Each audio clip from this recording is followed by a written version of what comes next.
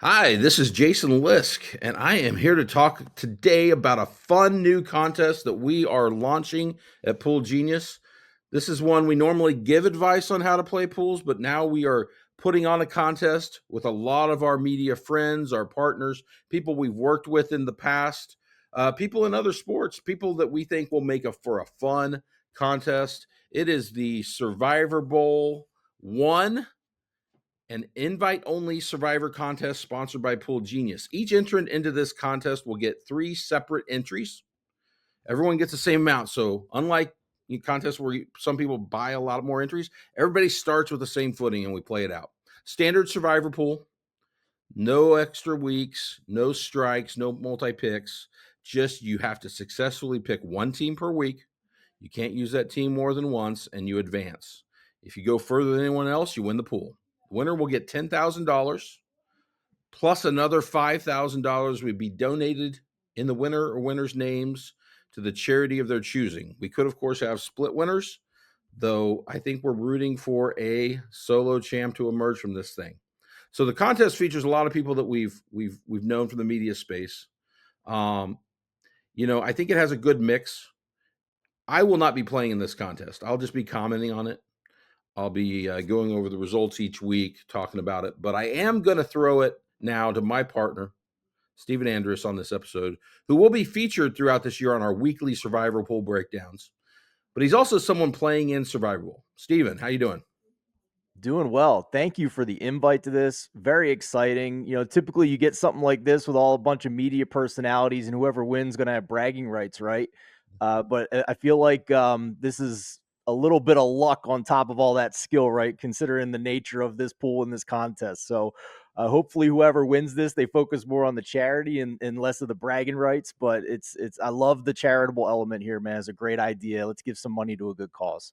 Yeah, hopefully we'll I think it's both. Hopefully it's fun and there's plenty of skill, but yes, like you said, I think there's going to be a lot of people that are very live to win it, but if we start with the 100 people that we have, which is the number we're at right now, 300 entries, 100 different individuals, that might go up slightly. We're not absolutely capping it at 100. We've got a few invites out, but as we record this, we're at exactly 100.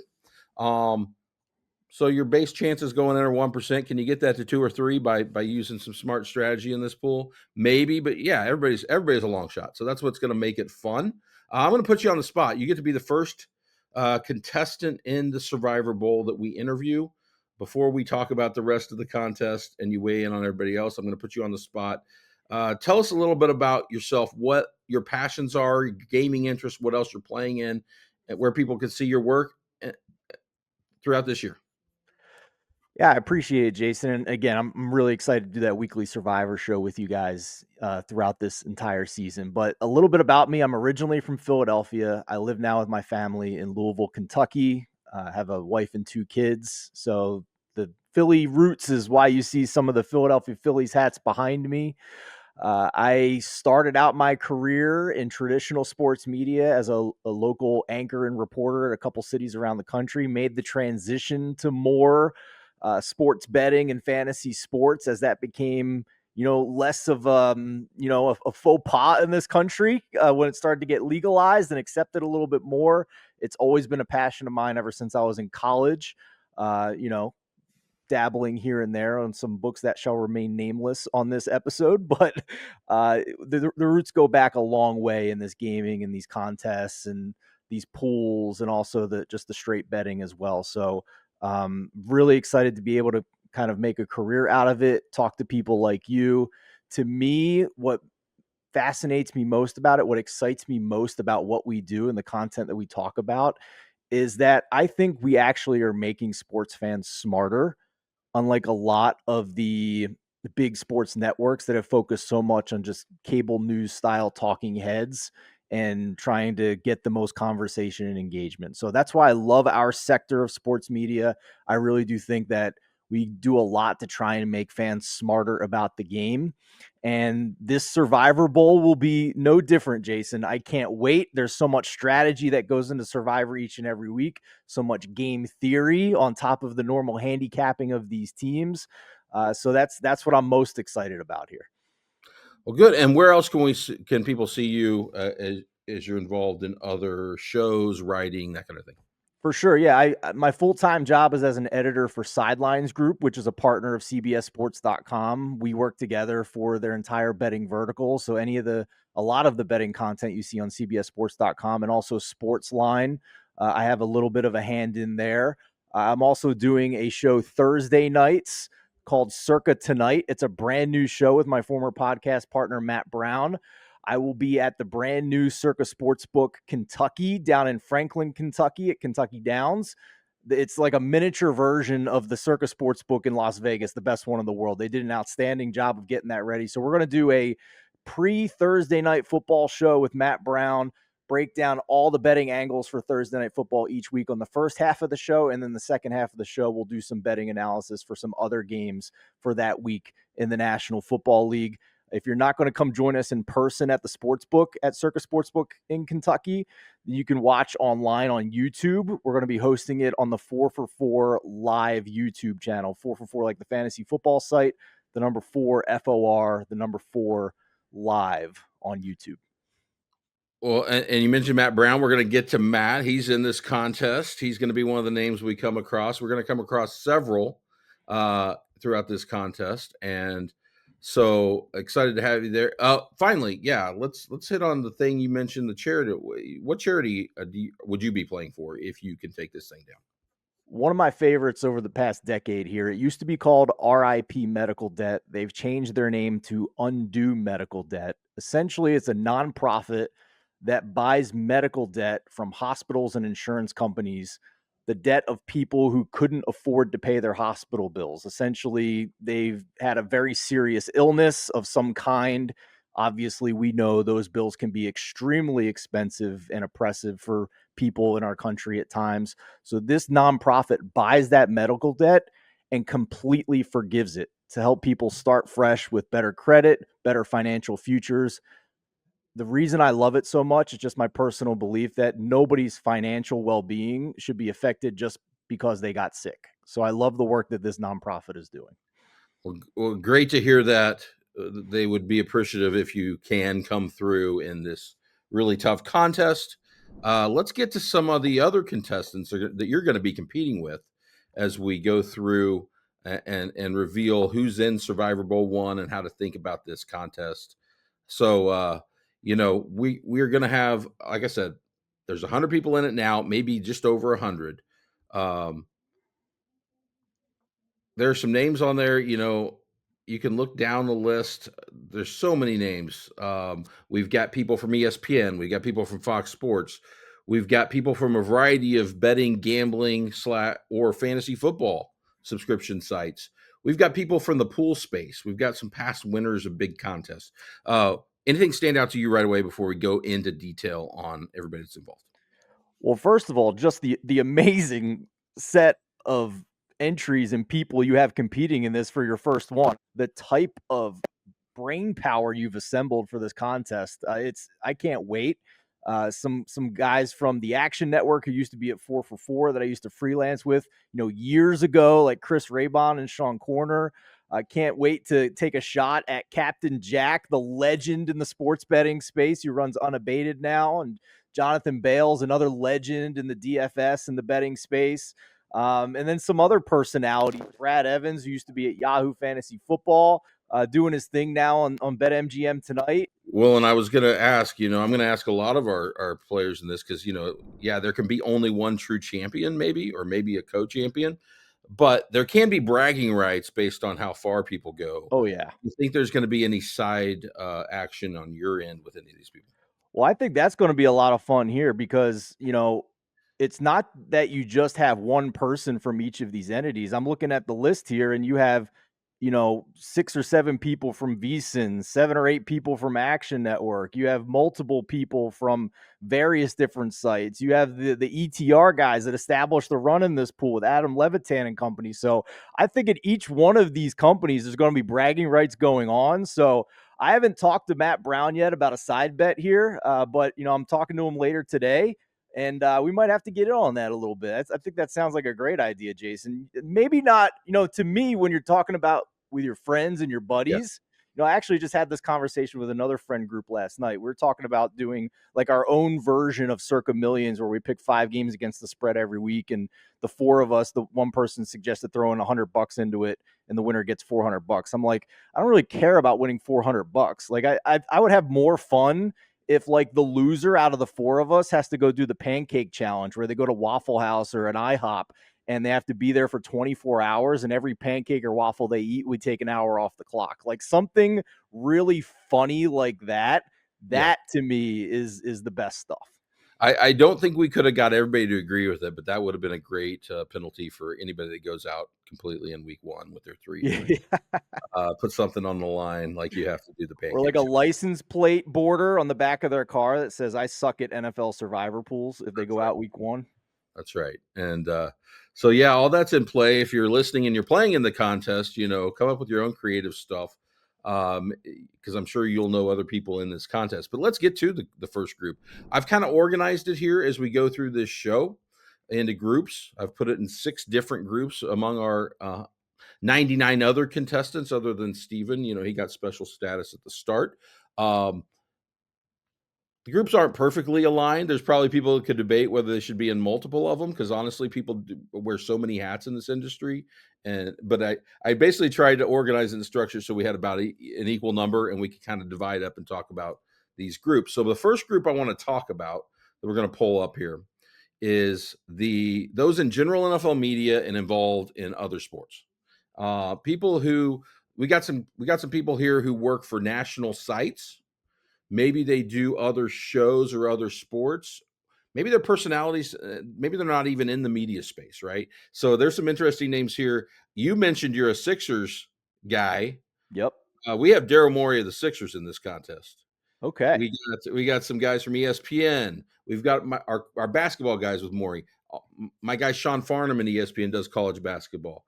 We've got Fallica at Fox on the Big Noon Kickoff College Show. He's a betting guy, but college football, he gets into this group, and so we got a lot of guys there. We're gonna hear from Fallica here in a second, but I wanted to ask you, what do you see in this group?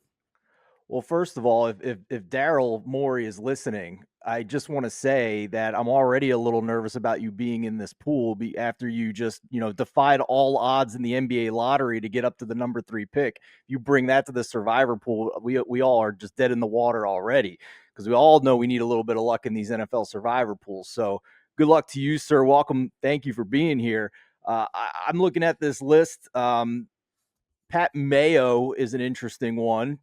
If he's going to get Andercussed in his own first Survivor Bowl, if he's taking advice from Tim Andercuss, that might be a problem with his legendary bad luck mush status and one of his best friends of Pat Mayo.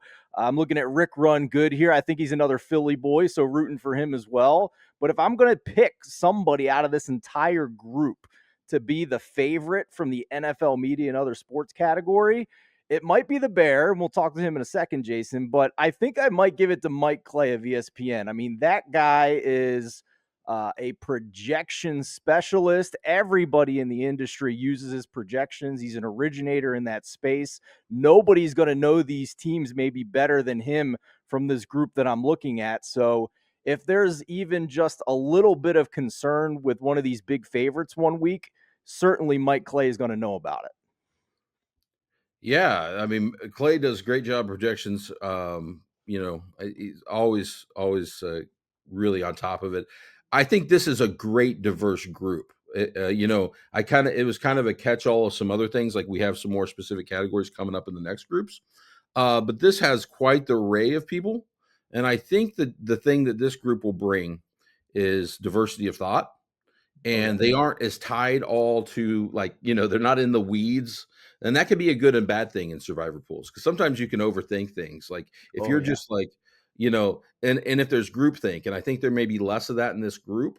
I got 2 of my past coworkers of the big lead here, Jason McIntyre, now on Fox Sports with Colin Coward, and Ryan Glassbeagle, who does a lot of media reporting at Front Office Sports. Ryan will be I know going in depth on this. So this group, I think, because we got the golf guys, we got the basketball guys, we got Nate Ravitz, who had been in ESPN, we got Chris Vernon from the Vernon Show. So many names here that I think come from a variety of backgrounds. that you're going to, I think it's going to be a dangerous group overall, with somebody potentially emerging as kind of a contrarian player that isn't thinking like everybody else. Yeah, can't wait to see it. I'm curious if our Clippers entry here is going to be planting trees for his charity here, but that's a story for another day. We Yeah. also have some guys here. Wait, did I see this right? That you not only have Rick from Rick Run Good, but you also have his wife, Armina. I think it's his wife. Is Yeah. that true? Yeah, I mean, Rick's a great guy, and we Talk want him about here to be able to rivalry. You play. got the Yeah, wife that's in here. big rivalry, right? We're gonna have to ask Rick if there's more on the line here. But yeah, this is a great group of, I think, like I said, I want to see more. We've got a lot of football people in this contest, which is a great thing. People we partner with and stuff, but we also want to have people who do other things but want to play in this pool. And I think that's what we've got here. I think we've got this. This is the group I think that can give this thing some flavor, even more so than we got. We got diversity everywhere, but I think a lot of flavor here. And so that's gonna be a great thing here. One of the players, as I mentioned, we talked to Chris Fallica, the Bear. The Bear from previously on Game Day with ESPN, now on Fox Sports. He'll be on the big noon kickoff this weekend when they go to Iowa for the Iowa State game. I gave him some heck off camera that they didn't choose Missouri for the Missouri-Kansas rivalry game this weekend. But yeah, we talked to Chris, and he's a big Survivor player. He's going to be dangerous in this pool. Let's go hear his thoughts. Yeah, I'm here with Chris Fallica, the Bear. You might know him. He came up on ESPN, now with Fox Sports. Does the college football picks on Saturday, now on the big noon kickoff. Also has the Bear Bets podcast. And how you doing? I'm doing great. Super excited going over the card for this week and trying to nail down exactly how I'm going to play Survivor Week 1 in the NFL, and looking to break down the college football card as well to figure out what plays we got for the recording Week 2 for Bear Bets on Thursday. Okay, so you got that recording coming up. So you may not know your picks yet. For you play, I assume you play in a lot of sports pools, not just Survivor. Oh yeah. What else you playing in besides Survivor pools this year? Yeah, I got obviously a bunch of Survivor pools. I am in a bunch of pick'em pools where some of them you weight your selections ATS, some of them it's just 5. The college football Westgate Super Contest, I am in that 5-2 last week, so I got off to a good start in that. Circa Survivor as well. So yeah, we are locked and loaded. Tons of it's a lot of Survivor for me. That's my favorite. And on Survivor, obviously this is going to be the biggest Survivor pool you're in. I'm joking. But the most pressure though, because you were telling me some of the names I'm up against here in my. That's right. I can't let Jason McIntyre beat me. That would be an ego embarrassment if I let that guy beat me. Well, that's what I'm saying that tongue in cheek. Jason and I are friends, and yeah, Jason's also a friend of mine. We worked together at the Big Lead back in the day. What do you think your strategy in general is going to be in a contest of this size? I am typically a guy who looks to avoid the most popular pick of the week. I want to stay off of that. I mean, there's a reason it's called. It's really a misnomer. Like, it's called Survivor, but the goal is to win. It's not just to pick the biggest favorite or the second biggest favorite every week and survive to next week. It's to be strategic with your selections. Take a chance on a 50-50 type game. Use teams that don't necessarily have a ton of value moving forward.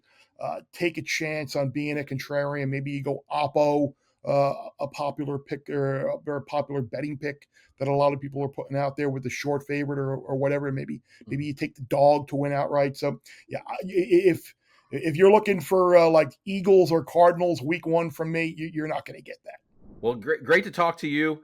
Any challenges? Who like you talked about McIntyre? Anybody else you want to beat that you think you might? I'm gonna have to go over. I want to beat everybody, of course. Yeah, that's true. That's true. I'm gonna have to go over the roster and pick. Well, I hope to have you back on right before, conference championship week, because if I have you back on, that means you're live to win it, and you're probably down to like the final 10, right? Perfect. I would love that. So, and hopefully we'll get our college football preview if that's the case. before like Thanksgiving or championship week and rivalry week. So great to talk to you, Chris. Good luck. I know you're in Iowa this week. Always the best place to travel to if you can fly into Iowa. It works out for most people. It didn't work out for Buddy Ryan or Buddy Holly, but good luck to you going into Ames and enjoy your Busch Light there in Ames.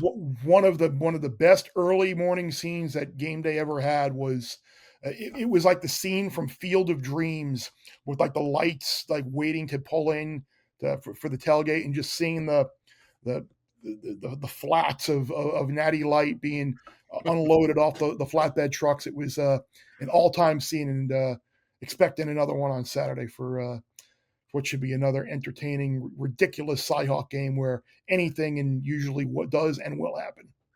Well, great to have you on. Good luck there, and good luck with your picks this weekend in that college Westgate contest. Good luck going forward in that, and we hope to hear from you again in the Survivor Bowl. Everybody check out the standings as we move forward, see who's still alive. Appreciate you. Let's do it again soon. Thanks again to the Bear for joining us for this first Survivor Bowl. Again, $10,000 to the winner, $5,000 to the charity of their choice. Cannot wait for that. Let's check out the next group here in this contest of people. And we're going to put these guys, you put them into a category we're naming betting networks.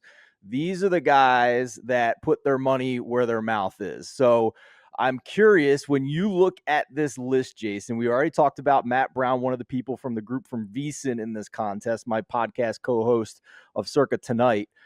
We have the Action Network guys as well. We have guys from the Sports Gambling Podcast, KC Sports Network, DraftKings Network. Who are you picking as the favorite from this group?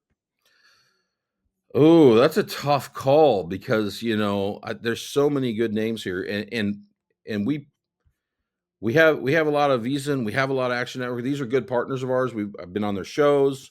We've done stuff with Action Network through the years. And so we wanted them both to be a part of this contest as well as some of these others.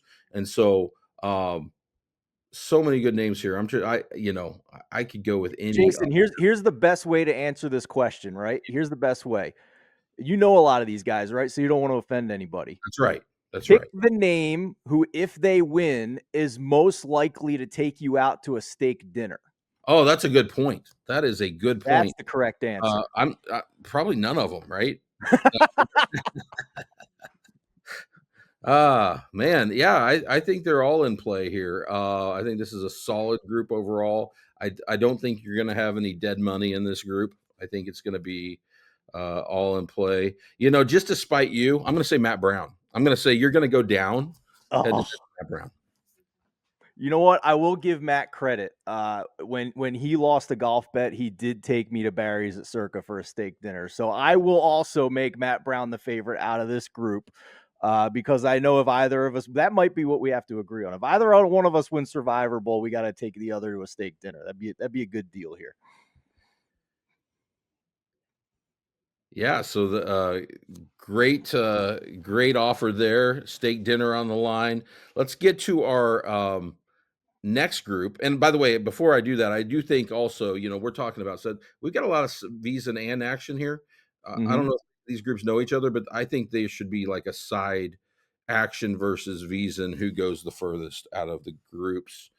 Maybe something they should talk about too here, since they both. I love that. Feels like the old WWF versus the WCW, right? Like ultimately, we're all trying to accomplish the same thing, but like that, there's got to be some kind of federation rivalry here. I was picturing more like the Anchorman scene where they get together in the alley, and last man standing, last woman standing as they deliver the beat downs. No touching of the hair or face. That's right. We got to still appear on camera. So, so maybe they could talk about that. Next group of entries in Survivor Bowl 1, we are calling the betting site operators and individual personalities. The type of names we have in here are some of the most respected names in the sports betting and DFS world over the past decade or two. Guys like Captain Jack Andrews from Unabated, Jonathan Bales from Gambly, Cleve TA from Cleve Analytics, Brad Evans from BetMGM Tonight, and the Gaming Juice. Jason, tough list here to handicap. It's a pretty good list here. This is another really good list. I think so many individual personalities here, some people from some other betting sites, another diverse list. Who am I going to handicap here? You mentioned I think notable names. I'm going to throw out. I'm going to go with here. I'm going to go with probably somebody maybe not everybody knows quite as much, but Eli Hershkovitz is a sharp guy, and he does a lot of college basketball. And so I'm kind of also using that thing that I think he has a specialty in another sport, but he's involved in everything. So he's going to be aware of what's going on in the NFL, and he's a sharp guy. I'm going to say Eli's a dark horse here out of this group. I was comparing this list to the first group we went over with the betting networks and also the NFL media personalities and whatnot. And just with the nature of the industry we're in, a lot of men in our industry, Jason, not as many women. They're more and more coming along the way, but I couldn't help but notice that this group does have a couple of women in it. And I know that they would love nothing more than to beat the boys, not only in this group that they're in, but also across all of the groups in this pool. Kelly Stewart, Kelly in Vegas, Jennifer, and apologies if I'm not pronouncing this correctly, but Jennifer Piacenti. Is that do you know, Jason? Was I close to that one from Shark Bets? I mean, the girls beating the boys would be a very fun storyline. Yeah. And like you mentioned, we tend to be a male-dominated industry in the sports media space, but not exclusively. And we certainly think it would be interesting if a woman in this contest can break through and beat up all these guys. Now, there are a decent amount, I think about 10% of the pool. And so they're going to be live to have a chance, including the ones you mentioned. And in fact, we talked to Kelly in Vegas to get her perspective on playing in the contest, including, kind of representing the women, trying to put a dent in all these dudes that think they can win survivor pools. So let's hear from Kelly. And I'm here with Kelly in Vegas, Kelly Stewart. She is involved in so many things in the sports betting space. So I'm going to ask Kelly to tell us everything she's involved in before we get into the survivor pool. So what are you up to these days? A lot of stuff's going on. I took a new role over at Wager Talk, so I'm doing a lot of things on the back end a lot of people don't see, in addition to doing all the shows and stuff that I'm doing over there. But it's been great building our YouTube channel and acquiring some other sites and building some other partnerships. So it's already been a crazy football season, even though the NFL hasn't even kicked off yet, doing a ton of just different shows. Pretty much anything anybody asks me to do, I say yes these days. Really just kind of getting out there and talking about games. It's my passion. I love gambling. I love college football. And I love doing these contests. So this survivor pool, we are up to around 100 people, 300 entries. We gave each of you 3. So we're looking at about 300 people. By my math, that puts us on pace to maybe have a solo champ. Somebody's probably going to have to go deep. We don't have those extra pick weeks. It is just pick 18. But with 300, we're going to be close. So people have to plan. And you're probably up against, we did the numbers and we talked, probably about 10% of this pool, I can't remember the exact number, are women. Sports media betting tends to be a male-dominated industry, and you know that, having worked in it and having to come up and succeed through it. But now you're going to go against all these guys in the pool here. What do you say if you could knock them off and win Survivor Bowl 1? There's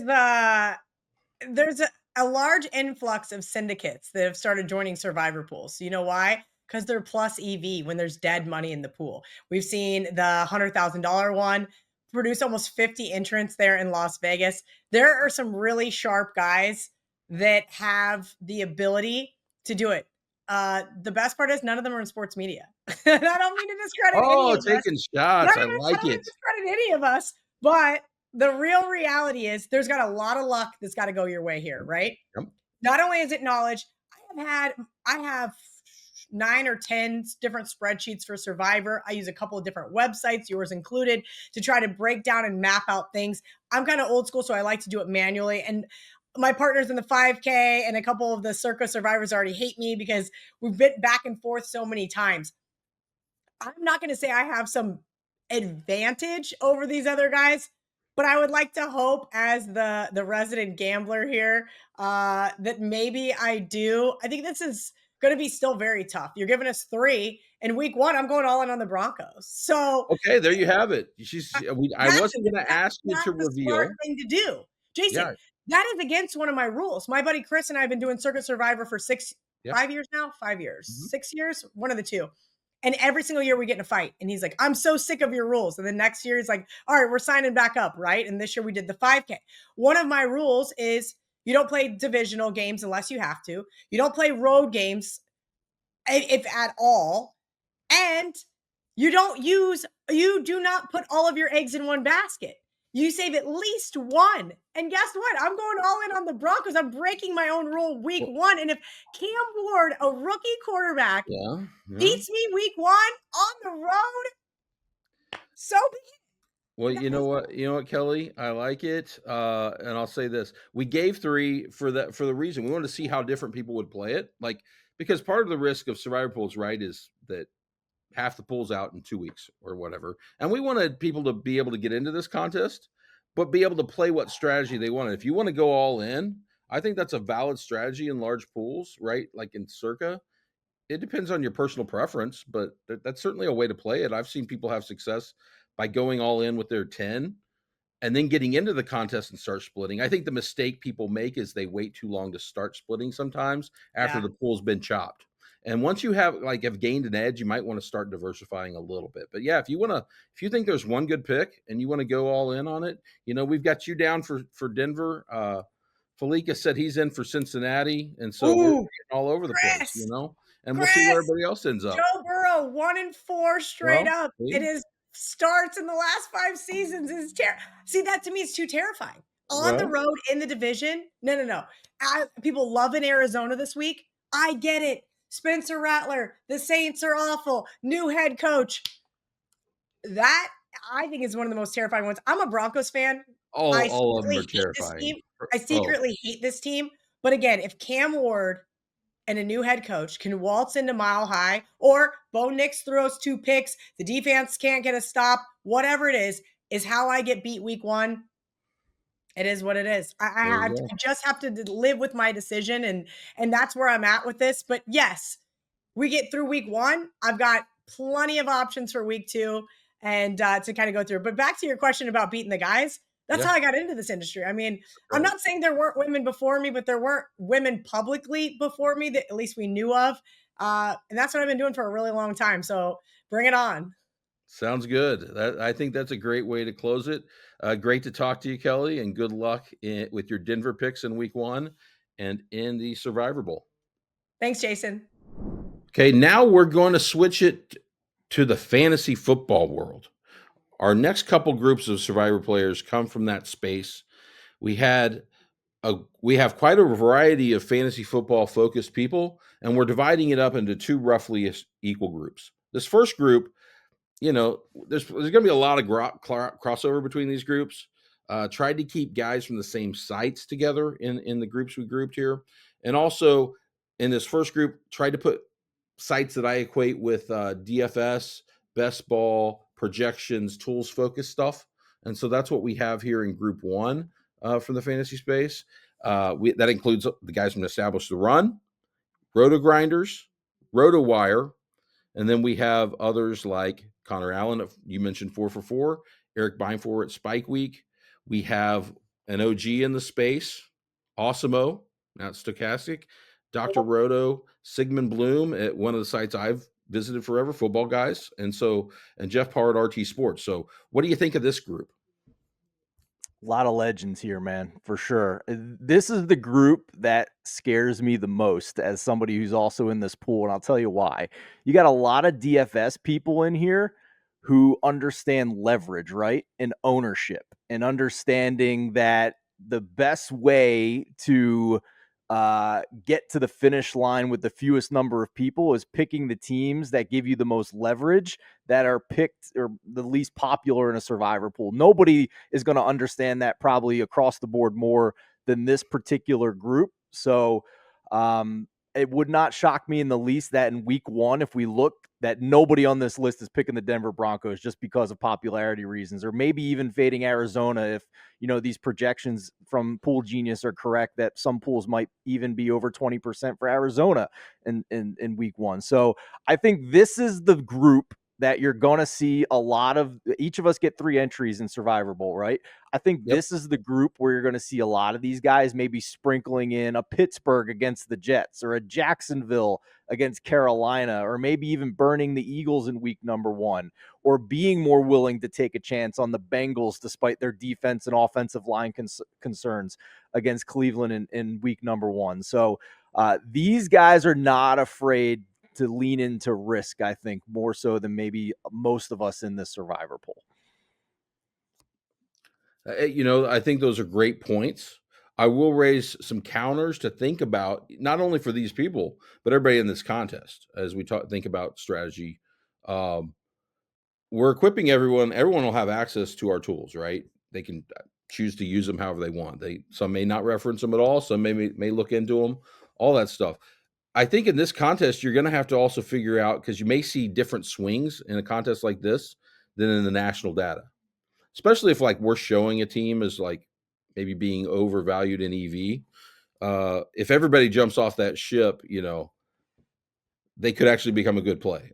Every team's a potential play that I think is a decent favorite in a Survivor pool if you knew what the ownership was. The problem is guessing in a contest like this how those swings will happen. So I do think there's going to be a lot of second order thinking of people are people going to stay off of them because, should I be on them because people all want to be off of them because they think they're going to be too popular. That kind of thing will be an interesting, I think, component of this contest.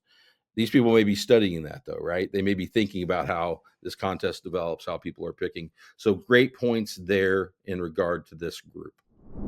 2 more groups to get to in our inaugural Survivor Bowl entry list, Jason. And let's get to the fantasy sites and shows. So obviously, when you're talking about our industry, it's tough to split them up. We just talked about more DFS leaning, more projections type stuff. This is more the fantasy sites and shows personalities. Obviously, they're doing a lot of that behind the scenes, but they're also forward facing, consumer facing content makers as well. So guys like the Fantasy Footballers podcast crew, Fantasy Alarm, a couple of guys from Fantasy Life and Sirius XM, FTN Fantasy is in here, Fantasy on SI, SB Nation. Who stands out here? Who would you maybe 1 or 2 guys that stand out you think are pretty sharp out of this group? Obviously, everybody in the Survivor Bowl is pretty darn sharp to be invited, but I think it would be very fun if a couple of these guys win. Yeah, there's all sorts of names here, and the fantasy footballers they get put on the spot right away. A lot of those guys are Arizona, are based in Arizona. We know they Arizona fans. So are they going to put their money in this Triple contest? Cardinals for the entire fantasy football? Yeah, are they going to go all 3 in entries? I'm curious to see that. I think there's lots of people in play here. We got Kendall Valenzuela with Fantasy Life, Kelly Singh, a writer at Fantasy on SI, I think is in play. I got to shout out my OG from back in the days. Back a long time ago. I would say I got my start, if you can call it that, as a commenter at Football Outsiders back in 2002, 2003. Was where I was. When I was working as a lawyer, I was commenting on Football Outsiders in the comment sections to their articles. And Aaron Schatz over at now at FTN Fantasy is the original founder of that site. And so I'm curious to see how Aaron does in this contest. I love it, man. I love it. For me, I'm very curious to see how the fantasy footballer crew handles the Arizona Cardinals in week 1. I got just a personal story here. Love watching their clips as they come across my feed on Twitter from the Footballers podcast. And they had a clip recently about Bill Krosky and Bill Krosky can slam a revolving door. It's funny. I showed it to my 2-year-old and he could not stop laughing. So I'm hoping maybe Jason Moore mixes in a Commanders here in week 1, just because, Bill Krosky is just a a legend out there like Paul Bunyan and his Blue Ox. That was one of the funniest clips I've ever seen of the show. It had me rolling hysterically and watching my 2-year-old laugh at it. It's a great segment, and we're going to find out who their guys are, right, as we go through the Survivor season, if they're still alive, which teams are their guys from week to week. So yeah, great to see everybody in this group. It's time now to hear from another one of the contestants in this who's who of entries in Survivor Bowl 1. So we have one of our fantasy football people. We got a lot of fantasy football people in this contest. We got one of them here, Howard Bender of Fantasy Alarm, joining us to represent Fantasy Alarm and himself as he takes on all the others in the industry in this contest. Good to have you, Howard. How are you doing? I'm doing very well, Jason. Thanks so much for having me, man. It's an exciting time, right? It's week 1 of the NFL season. What could be better? That's right. And Howard just joining us, by the way, from Juneau, Alaska. I don't know if he's the only person now in Alaska in this contest. If you are also in Alaska, reach out because Howard will come meet you. Just don't be all the way up in like Nome because he might not go there. How you doing up there in Alaska? Dude, I'm doing well, man. My wife and I have been living up here for about a month now. You know, we made that move from Northern California. Could not be happier to be where we are right now. I can look out my office window right now and see trees and snow-capped mountains. It's majestic. Well, that sounds amazing. You get to see that, and you still get to do all the NFL content, the fantasy content. What all are you doing right now? Tell us all the shows you're on. What other content you're doing? Oh man. All right. So got like a little bit of a list here. FantasyAlarm.com is my main hub. That's where you can find me. I'm in our Discord all the time. I'm doing I focus mostly on the DFS angle for NFL. I do the DFS playbook. I do a watch list. I send out some example lineups and just, recording a number of videos just, in that vein. So tell us what kind of pools you play in the football space.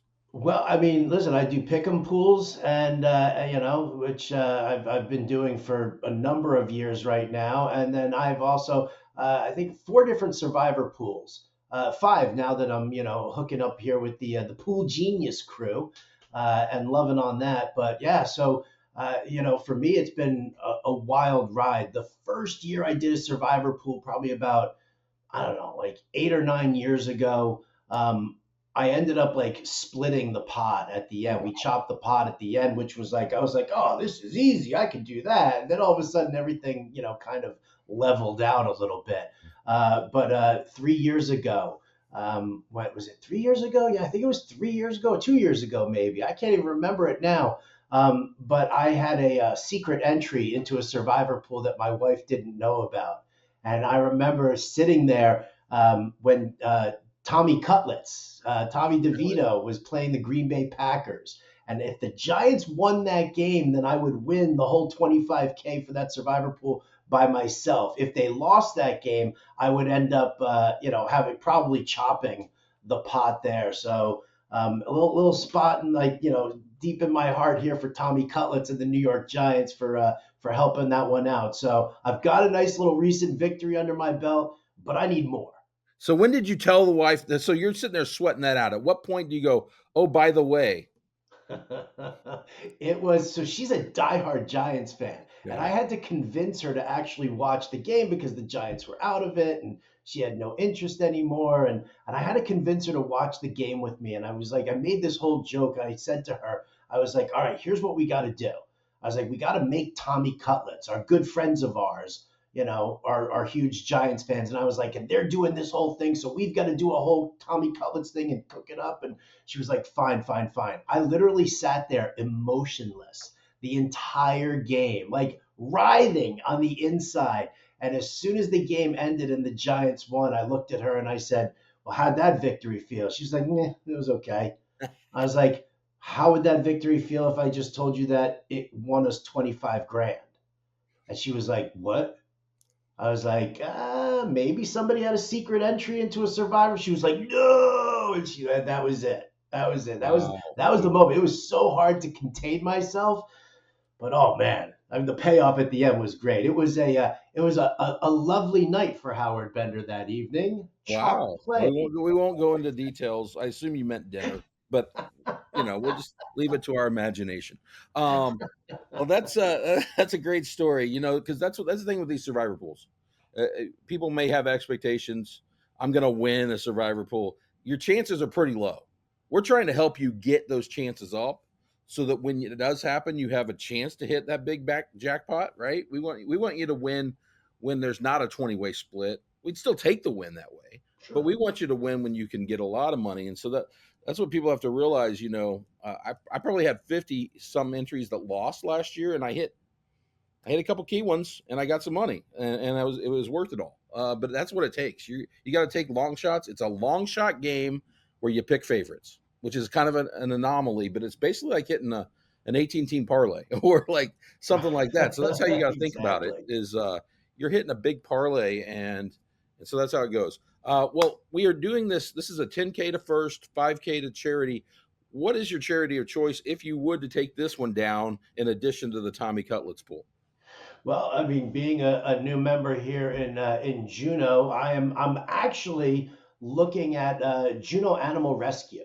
Okay. And they could definitely use the added bonus here because they do have sort of underdeveloped facilities.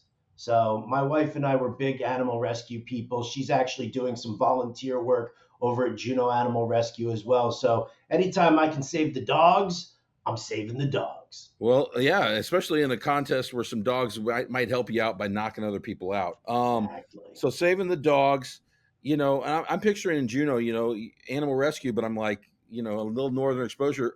Might there be a moose involved, or is it all cats and dogs? What do you see there in Juneau? Listen, there could be a moose, there's a porcupine, there are elk, there are carrot, whatever. Listen, to me, it's just a matter of helping out the animals. One of the reasons that we moved up here to Juneau is how beautiful it is and the wildlife that's here. So if I can do anything in my power to kind of help preserve and help out over in that facet, I'm all about it.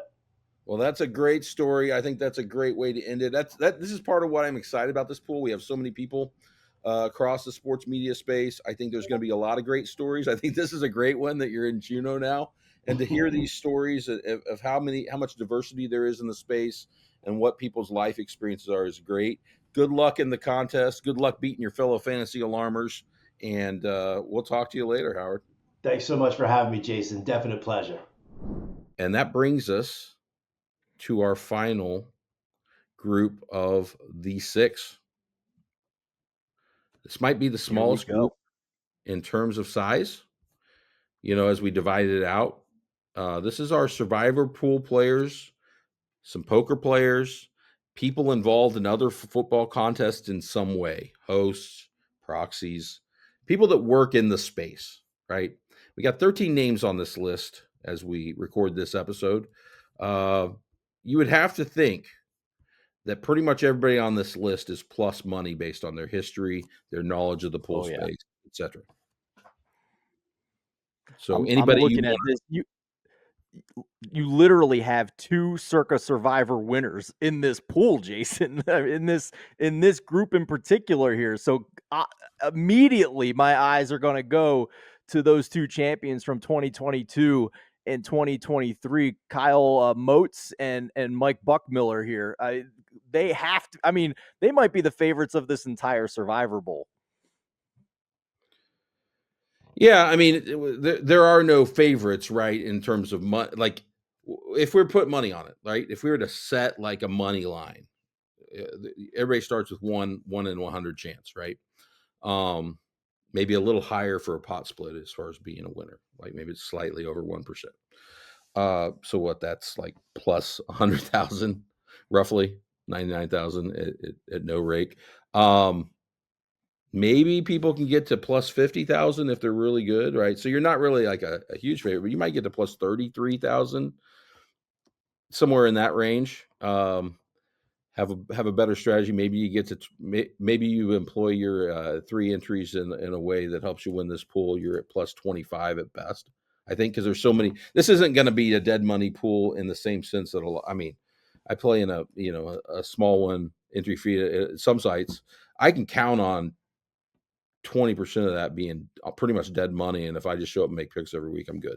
I've got a live. I don't think that'll be the case in this contest, but yeah, there's definitely lots of people in this group that are going to be dangerous to win this thing collectively and individually. I'm going to point out Russ Pinella at Survivor Grid. That dude wins. We have him involved in a lot of our stuff. Like, we're good friends in the industry. Russ is always in play. Russ is very live to win this thing. Surprised he hasn't shown up on the circuit board yet, but Russ is involved in a lot of our subscriber stuff. He's involved in, I know, contests we see, and we're always like, oh man, there he is again. So Russ is in play, but everybody here is. Just shout out to so many names on this list too. You mentioned some. I got one more shout out if you don't mind. Yeah, go ahead. A little lesser known podcast, but I would highly recommend it. It's one of the more entertaining podcasts I listen to throughout football season, and one of the 4 co-hosts on there is a good friend of mine. His name is Mo Nawara. He's on this list of entries in Survivor Bowl. He's on the Gridiron Gamble podcast, and that podcast is centered around their Circa Millions entry, but they also talk about Circa Survivor and Survivor Bowls, Survivor pools as well for, a small segment at the end. He used to write a Survivor column for me back at one of our old companies, and very sharp guy, very successful poker player over the years. But look out for Mo Nawara in this pool. Also, be sure to go listen to his stuff as well on Gridiron Gamble. That's a fantastic pod, very entertaining. It's not as big as some of the other ones in here that have blown up. They're in the early stages, but I'm telling you, man, I can't turn that thing off. It is so fun to listen to. Well, I'm glad you said that because, Mo, I was trying to figure out where, because I could have, based on the podcast, also put him in the betting podcast creators category. But I thought, given his background, given that he's a poker player, and given that this group was smaller, I thought he made sense here, as for the reasons kind of you laid out, that I've seen. He's won some poker events in the last couple of years. He's, going to be a sharp guy that I think has pool experience. And so, yeah, good to hear that when it comes to advanced stats, advanced information, analytical tools, in the weeds on like looking under the hood of teams and players. I just, from my network of people, I mean, Mo's at the top of that list. The guy has got an incredibly sharp mind. That's a rundown of everyone that you could face, Stephen, in this contest as of right now, as we go to launch toward the Thursday night opener between the Eagles and Cowboys. We might have a few more added before the deadline on Saturday. So check the contest standings page. We'll have a link to that in the description below. And you can check every week to see who's still in, who's still alive in the contest as we go through it. Now, we're going to have a little fun. We're going to handicap those groups to close out. But first, I thought I would like to talk with you a little bit about what you think the strategies that people might want to consider in this contest. Well, my first strategy, whether it's this one with a who's who of personalities and sharp minds, or just a more general pool that you're in with your friends, my number one strategy is always going to be to consider who the most popular team is that week among picks and try not to take them. That's just my own Survivor game theory. It worked out well for me. I use the PoolGenius tools to help decipher that each and every week, and it helped me take down a $10,000 Survivor pool last year. So if you're wondering whether you should sign up for PoolGenius, I wouldn't be doing these videos if I didn't believe in the PoolGenius product, and it helped me take down a big Survivor pool just last year. So keep that in mind. That's my number one rule of thumb, game theory, regardless, including here in Survivor Bowl. So I will probably not be using the Denver Broncos in week 1. Beyond that, Jason, I want to kick the question back to you. Typically, when I'm in these Survivor pools, I only have one entry. So this is one of the rare occasions. I don't have a ton of experience playing in a Survivor pool with multiple entries.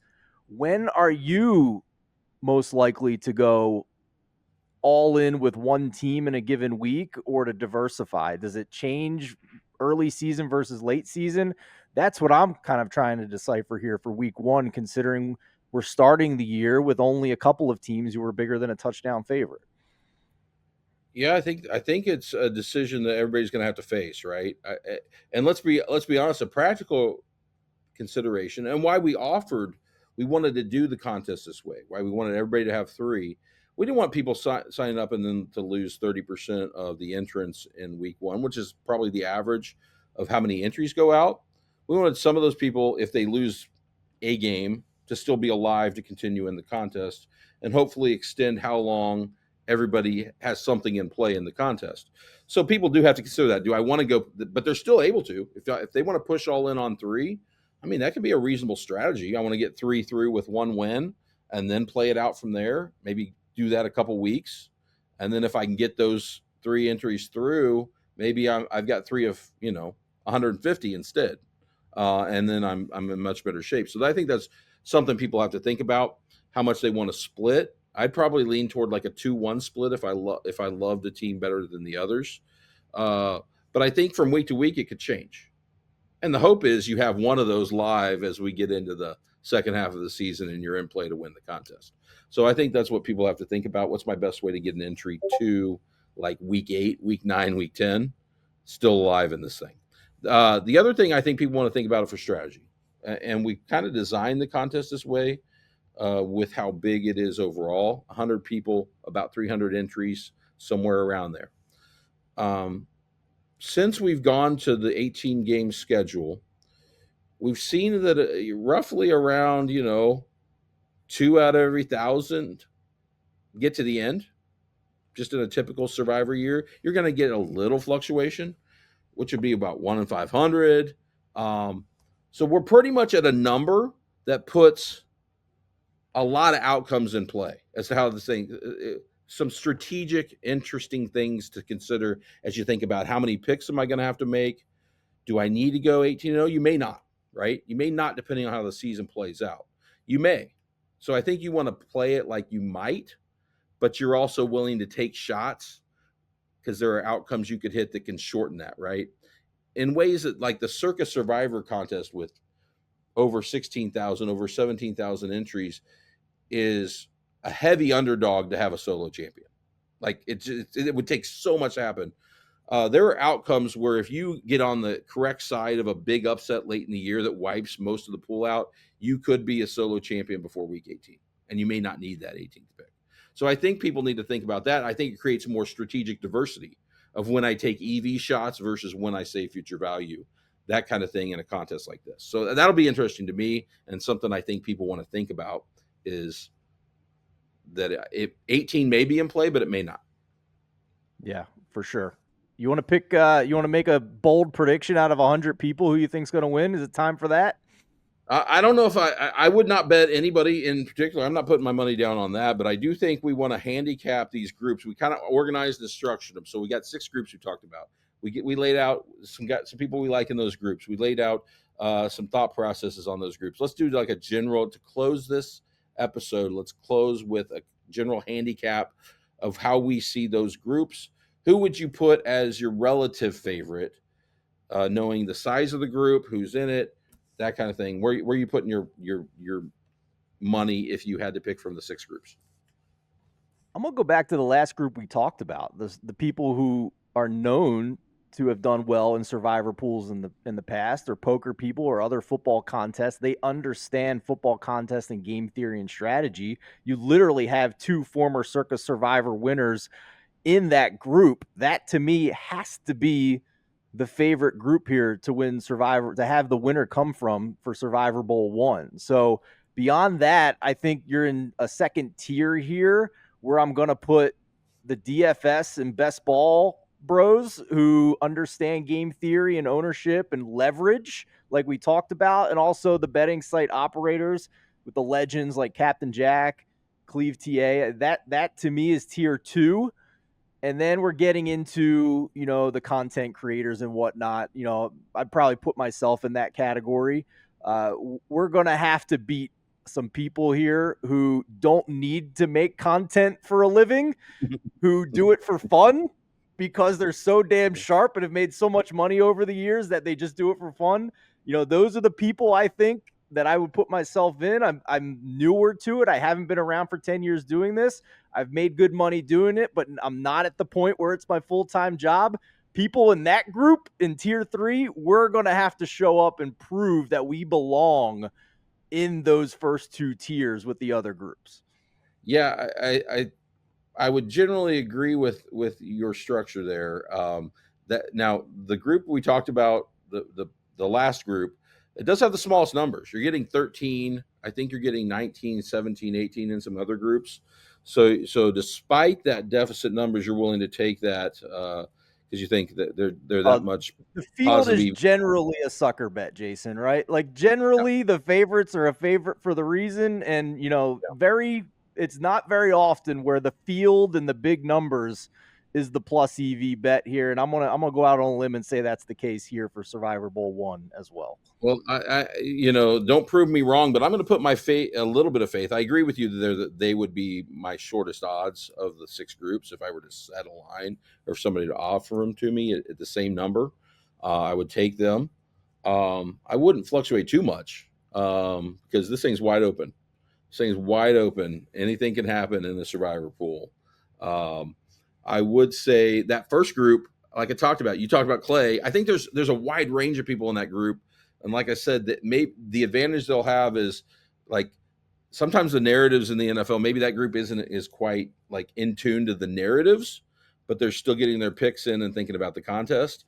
And so maybe there's going to be some diversity where one of them can sneak through by hitting the right path is kind of my thought with that group. So that closes our intro episode. We are going to have weekly content where we'll on Saturday night. I guess I should clarify this. This contest is set up with a pick deadline of Saturday evening, similar to Circa. We wanted people not to have to worry if they're in the media industry, if they're covering NFL teams, if they're getting their DFS content, if they have to write content on Sunday mornings, to have to worry about do I want to change my pick with a half-point line move. So everybody's in the same boat. They got to have their picks in by Saturday evening, and they can change their picks up until that deadline if the game hasn't been played. And so after those deadlines, we will post and we'll share it on our socials how people picked, where the distributions went, because I think people will be interested. What did this group do as a whole? Where did the picks go? I think it'll be a good indicator of how some of your pools may go or something for you to think about. So check that, and we'll have that weekly, and we'll break down the contest, and you can follow along on the contest standings page to see who's still alive throughout the year. I'm glad you're putting it on social. So when my podcast partner, Matt Brown, goes out with who he likes to call Jesus Burrow for like the 3rd straight year in Survivor, I can't wait to let him know about it again. That's right.